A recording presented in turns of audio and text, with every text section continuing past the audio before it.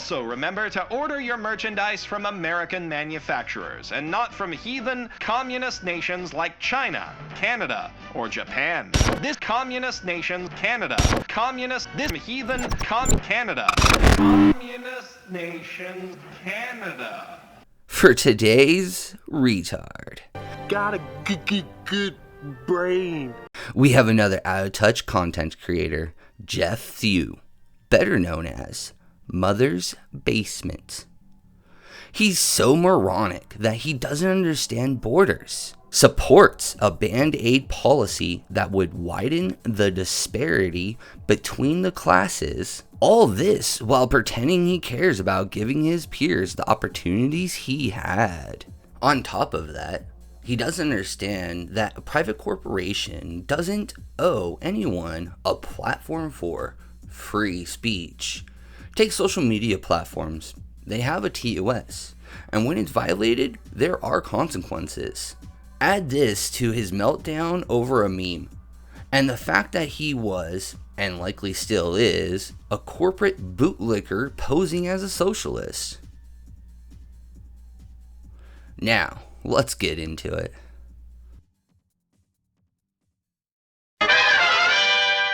First up, the Jimmy Kimmel free speech argument. He virtue signals by canceling his Disney Plus subscription. Then, like the typical champagne socialists, look at the rich not using their money for good. Newsflash, Disney is not obligated to anyone to allow anything on their networks. Claiming they need Kimmel to defend First Amendment? This is pure nonsense. Then, when he gets pushback, he says, it doesn't matter what he said. Actually, it does. If Kimmel incited his audience to, I don't know, burn down a Tesla dealership? Website DogeQuest is doxing alleged Tesla owners all over Los Angeles, Orange, and San Bernardino counties. Creators claim they will delete people's information once they prove they've sold their Tesla. Attorney General Pam Bondi called Tesla vandalism domestic terrorism. That would be inciting violence. Illegal. Laws matter, whether or not your ideology likes them. Of course, we know they don't. That is, until they protect you, of course. What actually happened with Kimmel? Let's look at exactly what was said. At least it's somebody we can trust, though, right? We hit some new lows over the weekend with the MAGA gang desperately trying to characterize this kid who murdered Charlie Kirk as anything other than one of them and doing everything they can to score political. Affiliates made the decision to take action against Kimmel. The FCC chair, Brendan Carr, said some ridiculous things to play into that narrative that this was somehow a MAGA or Republican motivated person. If that's what happened here with his conduct, that is really, really sick. And I've been very clear from the moment that I have become chairman of the FCC, I want to reinvigorate the public interest. And what people don't understand is that the broadcasters, and you've gotten this right, are entirely different than people that use other forms of communication. They have a license granted by us at the FCC, and that comes with it an obligation to operate in the public interest. And we can get into some ways that we've been trying to reinvigorate the public interest and some changes that we've seen. But frankly, when you see stuff like this, I mean, look, we can do this the easy way or the hard way. These companies can find ways to change conduct, to take action, frankly, on Kimmel, or, there's going to be additional work for the FCC ahead. Mafioso type speech, sure. I don't have your stupid Ruby. Okay, are we going to do it the easy way or the hard way? Oh, I think we should do it the easy way, don't you, Spike? Although, if you search up variants, you will find a ton of the good guys saying it to the villain before the villain takes the hard way.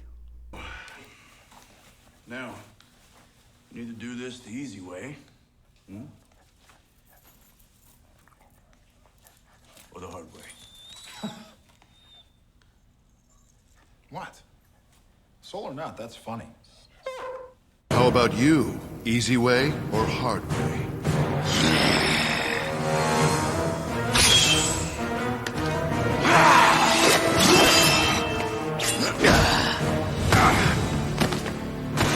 Hard way it is. Hey, we can do this the easy way or the hard way, so why don't you just tell us where you hid the drugs? Why don't you ask my lawyer? Well, did he just... I can't believe people... Last chance. We can do this the easy way or the hard way. How about my way? Even with that statement, a simple looking at ratings shows Kimmel is at an all-time low. Consider this. The Late Show with Stephen Colbert was canceled for financial reasons, even though it had the best ratings.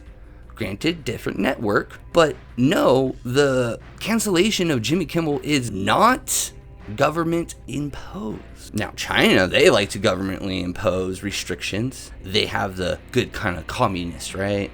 And when he claims the FCC can't tell networks what to air, again, wrong. Sinclair, Nexstar, and other broadcasters must comply with regulations to keep their license. Not surprising from someone who thinks borders are just a way to keep undesirables out. In a totalitarian regime, of course. This take is pure nitwittery. No, it's not just people living where I don't want them. These are known criminals entering the country illegally. The tweet that started this, he calls the video heinously evil for using pop culture to, in his words, dehumanize targets of state violence.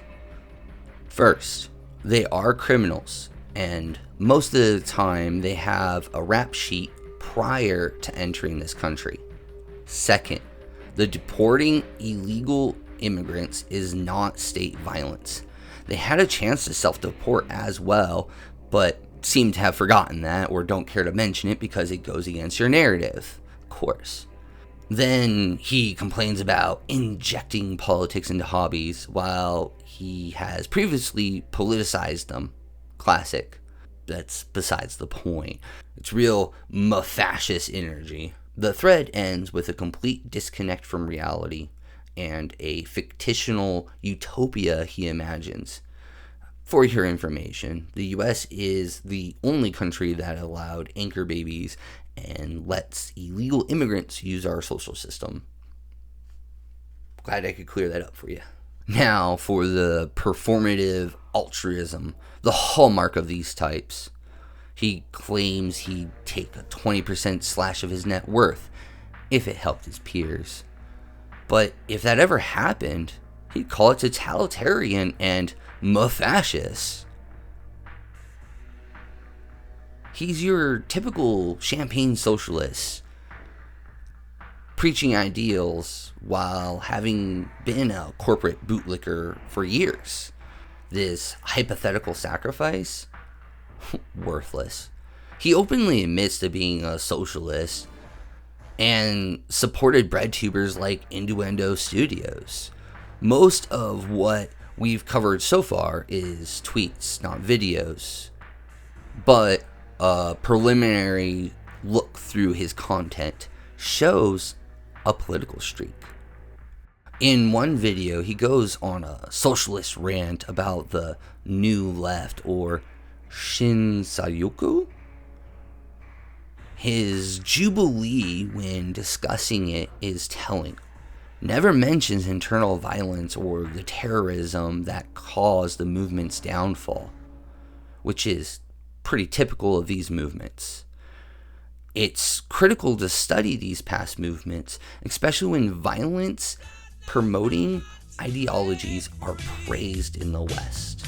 We're all well aware that as a video essayist, it is my solemn duty to explain how everything is about how capitalism is bad. In which case, you'll know that it was a leftist revolutionary movement that swept across Japan in the late 60s in protest of rising tuition, institutional corruption, unpaid internships, Japan's role in Vietnam, and a host of other local and national issues, which, at its height, had 40% of all Japanese universities either on strike or under physical occupation. While the movement itself eventually faltered after violent clashes with riot cops and other leftist splinter factions led to a decline in public support, it continued in pockets across the nation throughout the 70s and 80s, and the protests had a lasting impact on Japanese education, politics, and culture. Within Japan, the Zenkyoto helmet is still widely recognized as a revolutionary symbol. And speaking of symbols,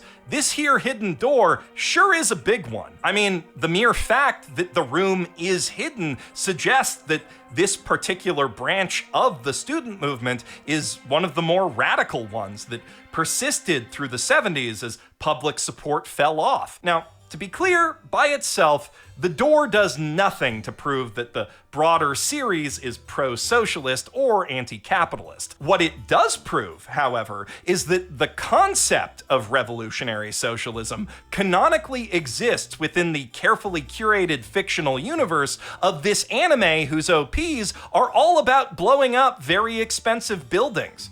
And maybe it's worth considering the implications of that. To me, finally, let's talk about the corporate simp angle.